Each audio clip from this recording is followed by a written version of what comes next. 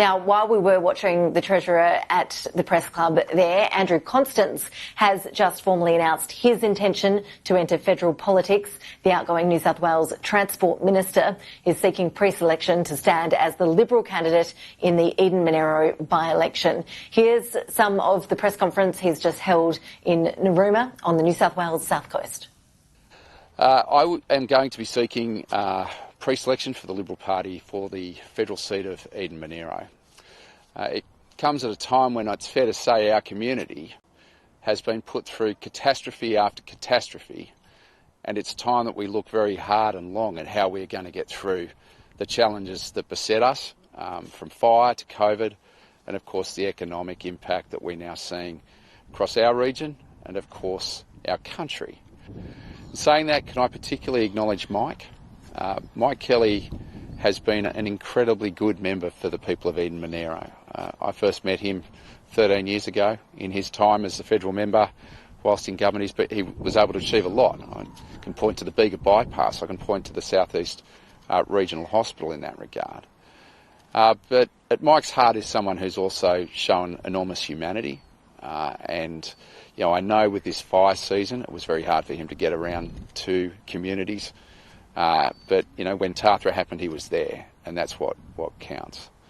Can I also acknowledge Christy McBain, who again has been a good mayor, someone who everyone likes, and obviously she's put her hand up. For me, this has been obviously a surprise decision in light of obviously the circumstances around John Barilaro, but can I particularly thank John? We're mates. There's no ifs or buts. No newspaper article, no nothing will become between he and I as mates. We've been in Parliament a long time. We've worked alongside each other. I am obviously very proud to be a friend of his and someone who just has enormous regard for his capacity and ability. He's someone who's brought dollars to regional New South Wales in a way that this country and the country people of New South Wales have never seen. So he's a great guy, and obviously that's been a tough week for him and the decision that he's reached. In terms of the national scene, I just say this. I think what everybody in this country is really looking for is change. They expect to be able to connect with their politicians. They expect their politicians to reflect their emotions. I've seen in recent days people questioning my emotional fragility to be able to stand. Well, I say to them, that's a positive. Being open and connected and reflecting how people are thinking and feeling is very important. And for too long, we've expended so much energy in this country on debates when we could have expended that energy on the solutions.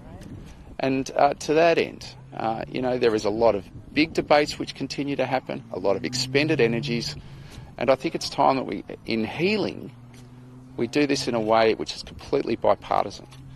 Everyone's going to have ideas on how we can recover the country when it comes to the impacts of COVID and bushfires and the like and drought. We've got to do it together.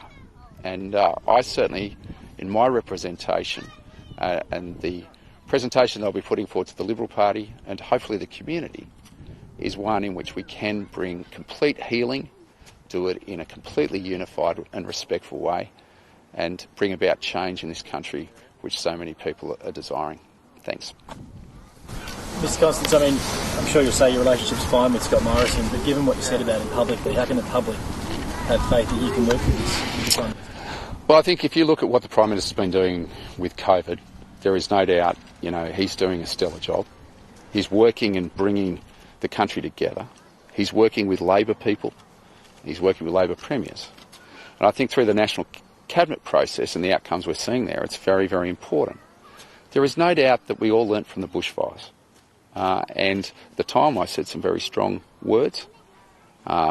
It was great that the Prime Minister apologised to me personally at the time. And he and I both share this incredible passion around how we can improve Eden-Monaro and how we can improve the country. And we've seen that. The Prime Minister deployed the troops who got in and cleared roads to telecommunications towers, helped with fencing, chainsawing of trees, the basics. But he's also ensured through the appointment of Andrew Colvin and a Minister for Recovery, an ability for people like me to be able to work with that process. And that's important. And so, I think out of that, there was key learnings. I think that's a healthy thing. But the community needs to also know that with someone like me, I'll speak my mind. I'll have no hesitation. The New South Wales Transport Minister Andrew Constance there confirming the worst-kept secret in politics this week anyway, that he will step aside from state politics and run for the seat of Eden Monaro following the resignation of the federal Labor MP Mike Kelly. We know that the Liberal Senator Jim Molan has now declared he won't be putting his hand up due to health concerns, and Mr Constance there playing down reports that he and the Deputy New South Wales Premier John Barilaro have fallen out over this process of who would be running for Eden Monaro. Do stay with us.